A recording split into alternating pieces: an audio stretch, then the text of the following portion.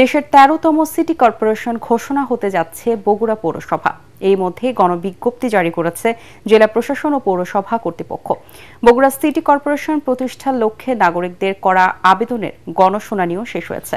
এখন অপেক্ষা সরকারের চূড়ান্ত সিদ্ধান্তের। সিটি কর্পোরেশন ঘোষণা হলেই বগুড়ার উন্নয়ন জোরদার হবে বলে আশা করছেন শহরবাসী।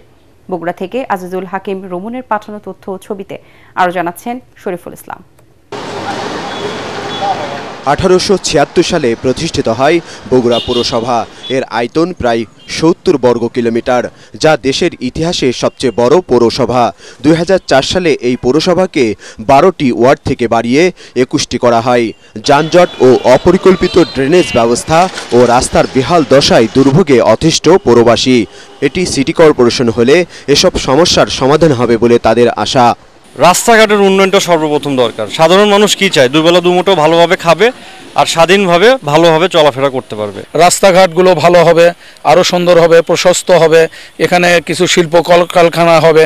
বিএনপি অধ্যুষিত এলাকা হওয়ায় গেল 17 বছর ধরে উন্নয়ন বঞ্চিত এই পৌরসভার নাগরিকরা। সিটি কর্পোরেশন হলে বড় ধরনের পরিকল্পনার মাধ্যমে সকল সুযোগ সুবিধা নিশ্চিত হবে বলে আশা স্থানীয়দের। সিটি কর্পোরেশন হলে আমি মনে করি যে ওয়ার্ডগুলো আছে, এই বর্ধিত ওয়ার্ডের যারা অবহেলিত যেসব ওয়ার্ডগুলো আছে, এগুলো ওয়ার্ডের ব্যাপক উন্নয়ন হবে। আমাদের ড্রেনেজ ব্যবস্থার যে অবস্থা, সেই ড্রেনেজ ব্যবস্থা একটা আধুনিকায়ন ব্যবস্থা নেটওয়ার্ক তৈরি হবে এবং এর পাশাপাশি শহরের সংকীর্ণ যে রাস্তাগুলো আছে অপর্যাপ্ত অপ্রশস্ত, সেগুলি প্রশস্তকরণের একটি ব্যবস্থা হবে। এর ফলে যেটা হবে, নগরবাসী সর্বদিক থেকে সকল দিক থেকে শহরের যে কোনোখানে যে কোনো প্রান্তে যাওয়ার একটি ভালো সুন্দর নেটওয়ার্ক তৈরি হবে। বগুড়া পৌরসভাকে সিটি কর্পোরেশন করার সকল নথি মন্ত্রণালয়ে পাঠানো হয়েছে।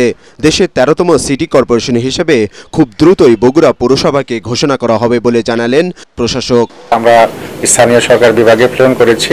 এখন ওখানে যে প্রসেসগুলো আছে, প্রসেসগুলো শেষ হওয়ার পরেই আমাদের সম্ভবত গেজেট হবে, তবে আশা করি খুব শীঘ্রই হবে।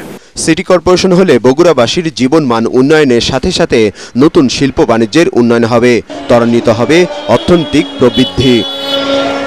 Bureau report, ATN Bangla.